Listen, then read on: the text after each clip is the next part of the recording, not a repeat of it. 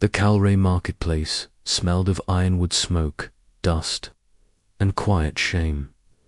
Lysera kept her head bowed while her family haggled over her price. Her silver-blue skin, once considered beautiful in her clan, now marked her as faulty a woman who could produce no eggs, no offspring, no continuation of the proud Calray line. Her horns were small and smooth, her posture rigid with humiliation, but she refused to cry. She had shed enough tears already. "Take her for 80 credits, her eldest brother hissed. "She's infertile, worthless." A merchant scoffed. 50 at most. Lysera clenched her jaw. Worthless. The word stung worse than any lash.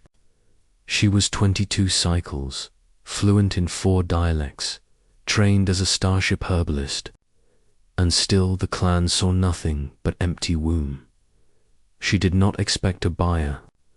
She expected to be tossed to labor camps or waste stations, places where infertile Calray women disappeared, places from which no one returned. Then a voice cut through the crowd. "I'll take her." The voice was deep, rough around the edges, and unmistakably human. Lysera's eyes snapped up. A tall man stood before her, clad in a worn exojacket, a duffel bag slung across his shoulder. His beard was trimmed short. Faint scars traced his jaw.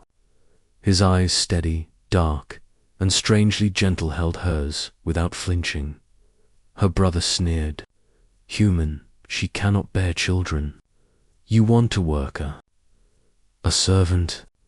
The human didn't even look at him. His gaze remained locked on Lysera.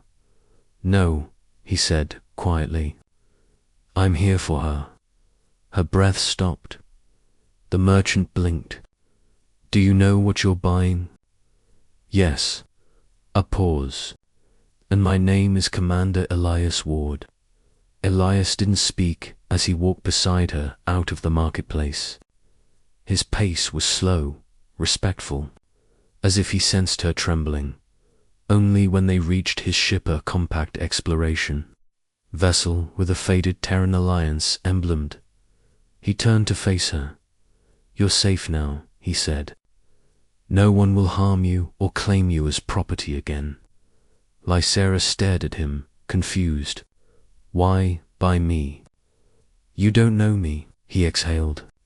"Because 3 days ago, I rescued a Calray transport ship attacked by raiders.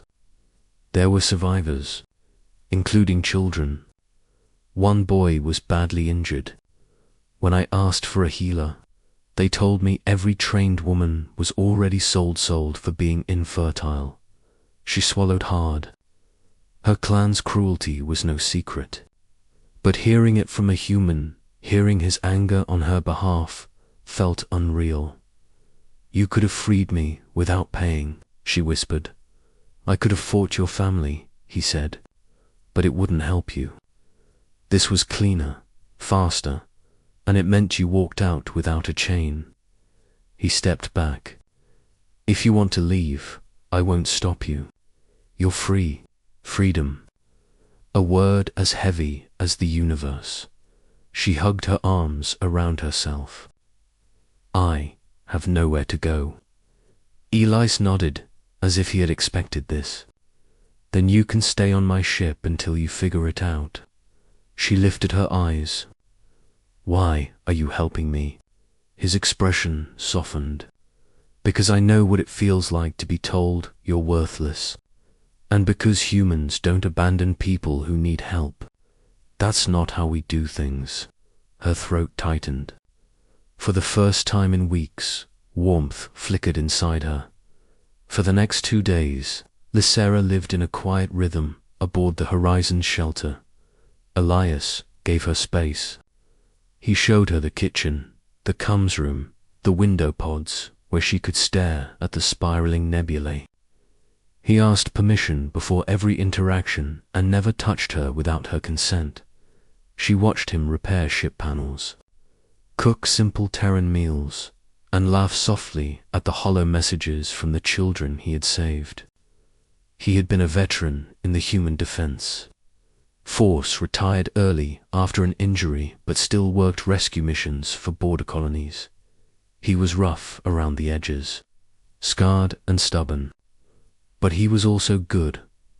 One night, she found him sitting alone in the cockpit, staring at a faint hologram of a smiling, human woman and a tiny baby girl. Lysera stepped softly. "Your family?" He nodded. "My wife and my daughter." She sat beside him. "Where are they now?" He sighed, voice heavy. "Gone 7 years ago. Pirate attack." Lysera felt a quiet ache bloom in her chest. "I am sorry, Elias." He shook his head gently. "It's all right. Talking about them helps me remember, helps me stay human." She touched her fingers to her heart in a Calray gesture of compassion. He looked at the gesture like it meant more than any words. In that moment, she no longer felt like a burden or an object. She felt seen. On the third day, everything changed. They received a distress caller, trembling. Static-filled message from a Calray escape pod near the asteroid belt. Double quotes, ... "My baby cannot breathe. Someone help." Lysera's heart plummeted. "It's a newborn." Their lungs collapse under low temperatures quickly. Elias didn't waste a second. He launched the ship toward the signal engines roaring. They found a tiny escape pod, drifting, cracking from cold. Elias opened the hatch, and Lysera rushed in. Inside lay a fragile Calray infant, pale and gasping beside the unconscious mother.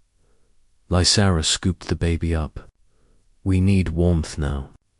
Elias guided them into the medical bay. Lysera worked with desperate precision, placing the infant under heat lamps, feeding oxygen through the mask, rubbing the tiny limbs the way Calray healers taught. Elias steadied her trembling hands. "Tell me what you need." "Hold the lamp closer now, gently." "You got it? Pass me the stim, yes, that one." On it, they worked like two halves of one heartbeat. At last, the infant let out a tiny, healthy cry. Lysera sagged with relief. Elias caught her before she could fall. "You saved her," he murmured. She shook her head. "We saved her." The infant clung to her finger with shocking strength. Something inside Lysera cracked. Opened something she had buried under years of shame and rejection. Tears blurred her vision. "I thought I could never be good for any child." Elias touched her shoulder gently. "Being a mother is not just about giving birth. It's about love, care, safety. You gave her all of that." Lysera looked up at him. His eyes held nothing but truth, in that moment surrounded by the hum of the medical bay, the warmth of the heating lamps, and the soft breathing of the infant. Her heart made a decision. "Elias," she whispered, "let me stay. Not because I have nowhere else, but because with you I feel whole." He swallowed. "Lysera, are you sure?" "Yes." She looked at the baby, then back at him.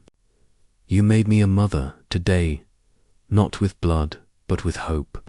Elias exhaled sharply, emotion tightening his voice. "Then stay, and we'll raise her together until we find her family. And if they're gone," he touched the infant gently, "then we'll be her family." Lysera placed her forehead against his Calray acceptance, deep and sacred. Elias closed his eyes, accepting it. For the first time in her life, she felt wanted, not as property, not as a broken woman, but as someone capable of belonging, of loving, of being loved. By the time the horizon's shelter drifted into the golden light of the nearest star, the infant sleeping peacefully in Lysera's arms, the universe no longer felt cold. 3 days ago, her family had sold her as worthless. Today, a human veteran had given her a home, a purpose, a child to protect, a future, and Lysera finally understood being infertile had never made her empty. Cruelty had. Love made her whole, and in the warmth of that ship, under that human's steady gaze, she felt something she had never felt before. Humanity,